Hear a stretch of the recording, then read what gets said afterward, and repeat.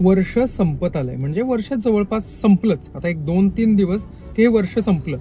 ह्या वर्षात काय करता नाही आलं ते मला येत्या वर्षात करायचं आहे. मग त्याच्यामध्ये सुद्धा आहे ना, कुठला पण नवीन PM आले तर ते PM पहिल्या 100 डेजचा एक प्लॅन टाकतात. मी सुद्धा माझ्या आयुष्याचा PM आहे. मला ना 100 दिवसाचा मी एक स्वतःसाठी चॅलेंज घेतो, ज्याच्यामध्ये काय गोष्टी कराव्या याचा एक आराखडा मी एक जनरल आखलाय.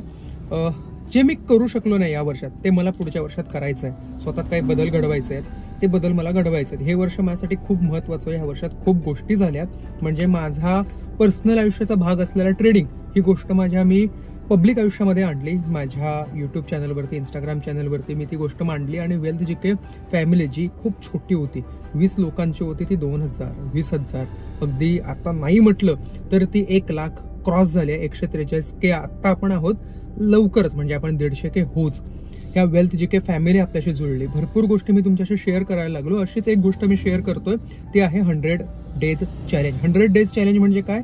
येत्या 100 दिवसात आहे ना, मला माझी लाईफस्टाईल जी मेसी आहे ती मला हेल्दी लाईफस्टाईल करायची आहे. मला ना स्वतःच्या बॉडी बरोबर हेल्थवरती पण लक्ष द्यायचं आहे. स्वतःची बॉडी थोडीशी चांगला पोश्चर होईल.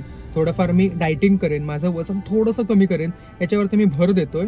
त्याचबरोबर मी माझा जो कोर्स जो थोडासा इनकम्प्लीट राहिला त्याला मी 30 ते 40 दिवसामध्ये पूर्णच कम्प्लीट करेन, याच्याकडे मी लक्ष देतो. याच्याच बरोबर मी MCX जो माझ्या प्रायव्हेट आयुष्याचा पार्ट होता तो मी आता पब्लिक आयुष्यामध्ये आणायचा प्रयत्न करतोय, की MCX सगळ्यांना शिकवावं, सगळ्यांनी MCX शिकावं, सगळ्यांनी त्या गोष्टी आत्मसात कराव्या, जमलं तर ट्रेडिंग करावं, या गोष्टीसाठी करतोय. काही ब्रोकर्सची माझं टायअप आहे, त्यांचा मी AP ऑथोराइज पार्टनर आहे. सेबी रजिस्टर स्टॉक एक्सचेंजमध्ये रजिस्ट्रेशन करून मी त्यांचा पार्टनर झालोय.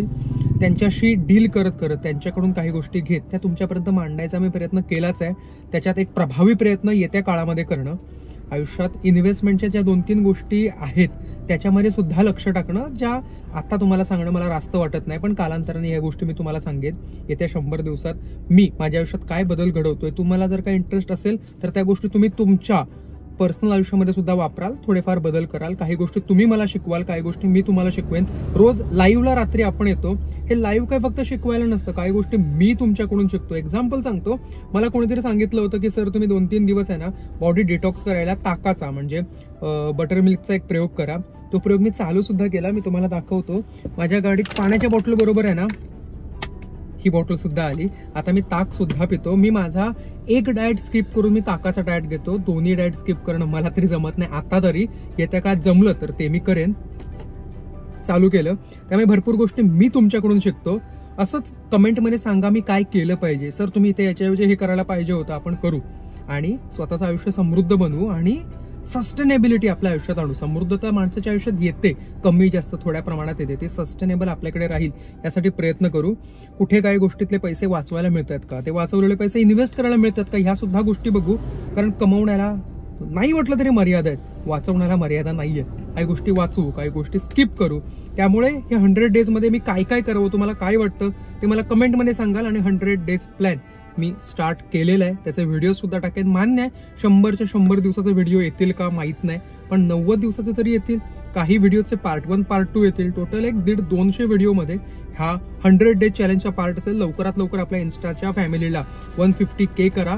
युट्यूबची फॅमिली आपली 1 लाख प्लस होईल असं काहीतरी बघा आणि सपोर्ट करा. बाकी तुम्हाला सांगतोच आहे, तुम्ही मला सांगालच. सो चिअर्स, एन्जॉय ताक इन्स्टेड ऑफ टी. मी 3-4 वेळा चहा प्यायचो, 2 स्किप केले, आता फक्त 2दाच चहा पितो. आणि हा, मला कोणीतरी सांगितलेलं घरी बनवलेलं, घरी आईने बनवलेलं मी पण कला जवळपास आत्मसात केली ताक बनवायची.